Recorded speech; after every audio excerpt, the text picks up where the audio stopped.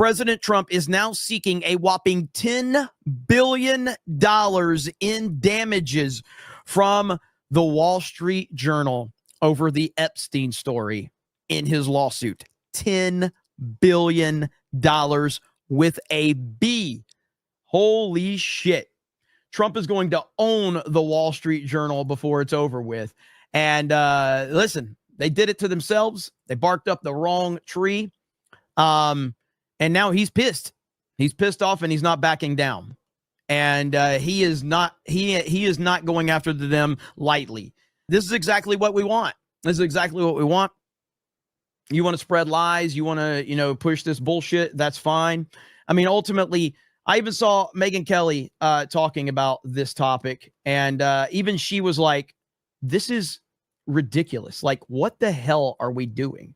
Right here. Let's listen to this right here. Megyn Kelly talking about this Wall Street Journal story. This bomb of an attack on President Trump. It was a joke. I'm sorry. It was a joke. And take it from me, I've done thousands of exposés on people or covered them or Me Too stories. This is a nothing burger. It's an absolute nothing burger. I laughed when I saw it.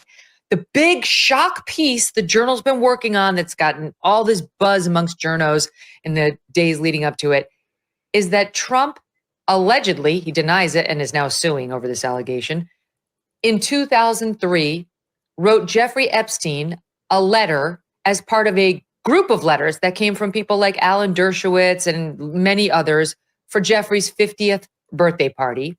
And the big sin of the letter is that it apparently appears in the sketch of a woman's body. The implication is that Trump drew it, and then it's signed Donald. So he drew a woman with breasts in like a figure and with a marker, and then inside want us to believe that Donald Trump wrote the following. Okay. I have so much to show you because it reminded me of another story that happened a few years ago that a lot of people have forgotten about. All right. And it all goes back to, if Donald Trump is this horrible, horrible person that has been in the public eye for my entire lifetime, if he's this bad, why do you have to invent stories to make him look bad? If he really is that bad, why do you constantly have to invent stories? And I'm going to show you something here in just a minute after we listen to the rest of what she has to say. Voiceover. He allegedly writes the words voiceover. There must be more to life than having everything. Donald. Again, so this is what Trump apparently wrote to Epstein. What she's about to read is Trump apparently wrote a conversation that he was supposedly going to have, or that he was having with Jeffrey Epstein in this 50th birthday card. What? Words voiceover. There must be more to life than having everything. Donald. He's like a script. Yes, there is, but I won't tell you what it is. Jeffrey, nor will I, since I also know what it is. Donald. We have certain things in common, Jeffrey. Jeffrey, yes, we do, come to think of it. Donald, enigmas never age. Have you noticed that? Jeffrey, as a matter of fact, it was clear to me the last time I saw you. Donald, a pal is a wonderful thing. Happy birthday, and may every day be another wonderful secret. That's it. What? It's terrible dialogue, and it does not sound like Donald J. Trump. I mean, several things. The fact that is allegedly typewritten, that note, it feels to me the way in any crime story, a suicide is a murder if the suicide note is typewritten, right? That's true. Secondly, why did the Journal not reprint the actual document? Totally. I want to see the first thing I look physical for. document, right? Because who has a more distinctive signature than Donald Trump? Mm-hmm. His signature looks like skyscrapers. It's really totally. So and thirdly, I just don't believe it. To me, it feels like, remember when the Mueller report was finally published and Rachel Maddow took to the airwaves for an hour to self-soothe and convince herself and her viewers that there must be something in it, We got to find it. It's just there. You can't, it all just feels like, again, you and your guests have said it many times over the past week or so. If there was a smoking gun involving Donald Trump and Jeffrey Epstein, we would have known it by now.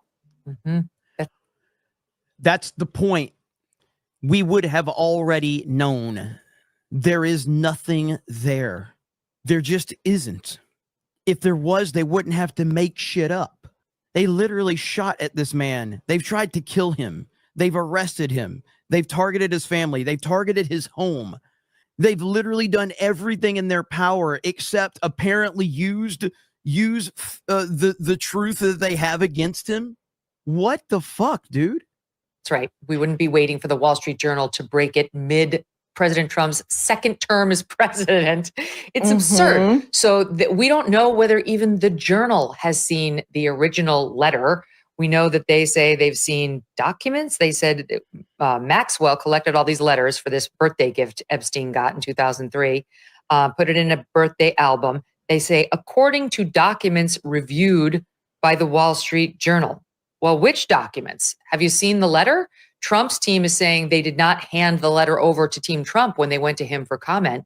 So it's unclear whether the Journal has laid eyes on the actual alleged letter. But I have to say, and Trump says this is fake, and people online are doing a word search amongst everything Donald Trump has ever said. And apparently they haven't found like any uses of the word enigma. I guess it's not one of. There was one. Someone found a clip back in like 2015 where Trump used that word once. And I guess that is proof that this is true from the TDS crowd. So they found like of all of the speeches that Donald Trump has done, the public speeches, years and years and decades and thousands of speeches and interviews and everything. They found one time where he said that word and they think like, oh, that's we got him, boys. We got him. His favorites, not like China. So I have no idea whether it's real. Trump is mad enough saying it's fake and it sounds fake. It does sound fake to me. It doesn't sound like anything that Donald Trump has ever said or written. And Trump is now, and this is why it's important to get the context, because Trump is now suing the publication Rupert Murdoch, News Corp, over this for $10 billion. All right. He is not backing down at all. Now, what this reminded me of, because, people are like, well, Jeremy, why are you going to dismiss this? How do you know? How do you know? And it's like, I don't know about what Trump has or hasn't done. Okay. I have no idea. Do I think that he did this? No. But do I have any proof of that? No. What do I have proof of, though? That time and time again, these people have made shit up about President Trump to the point where it is laughable to believe anything. And I bring you to the Unselect Committee, January 6th, and let's listen to the testimony under oath of one Cassidy Hutchinson about then President Donald Trump. When you returned to the White House in the motorcade after the president's speech, where did you go?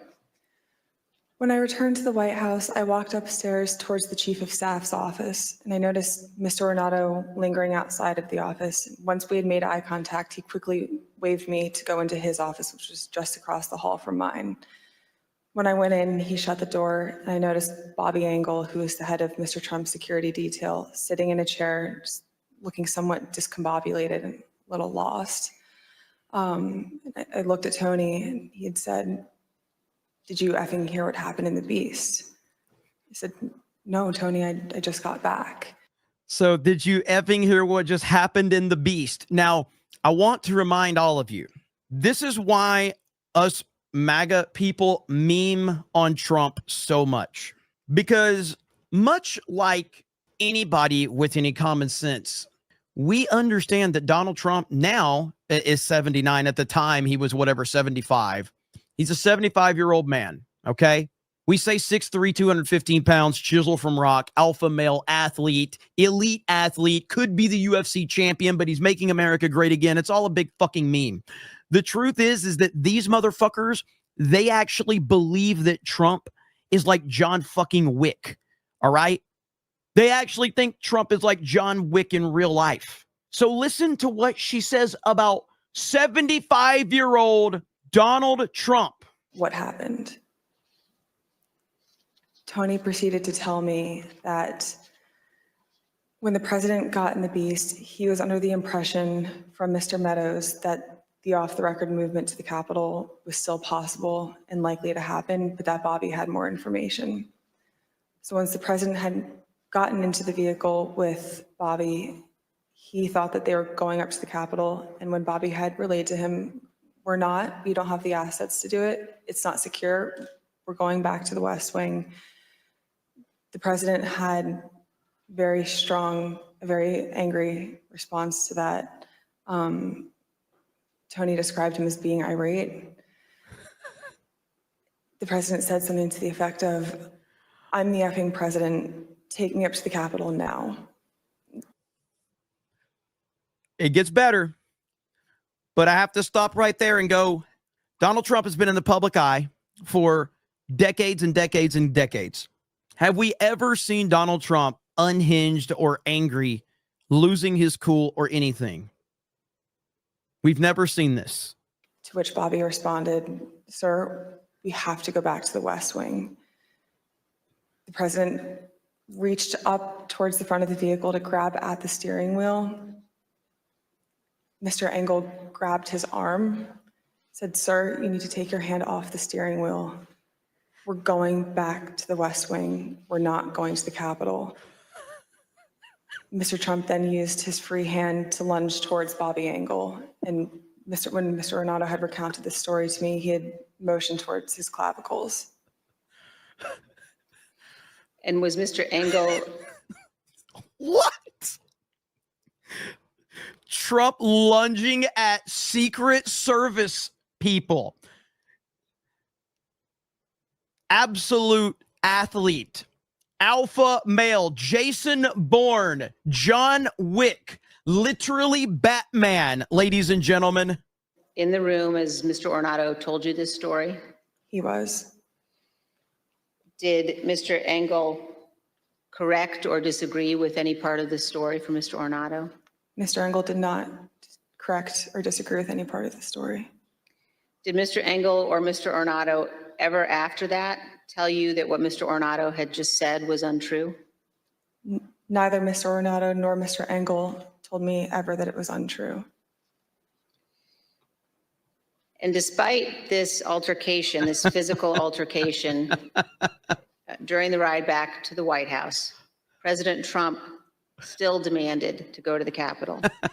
Here's what Kayleigh McEnany. Now, look, I have to show you this, okay? Before you start thinking, Jeremy, this is crazy. How can you not believe this story? How can you question the authenticity? Because we're talking about several members of the Secret Service, okay? Several members of the Secret Service. But when you are facing an absolute alpha male, 6'3", 215 pounds, chiseled from rock, literally, this would put prime Arnold in, he would be embarrassed. Prime Arnold would be completely embarrassed by the physique of this young, vibrant man. This is an unstoppable force. There is no Secret Service member that could stop the sheer power of this elite athlete. It's so stupid. So this is why, you know, I hear these stories and I just like, I go, no, this is not true. Like, I go back to, if Donald Trump is this evil human being that has left a pattern of disaster behind him, why do you have to make things up? Why do you have to make things up to make him sound bad? Why don't you just talk about the truth? And the truth is, he is a young, vibrant man. I just feel like a young man. I'm so young. I can't believe it. I'm the youngest person. I am a young, vibrant man. I look at Joe. I don't know about him. I don't know. Macho man, yeah. There we go. Youngest person.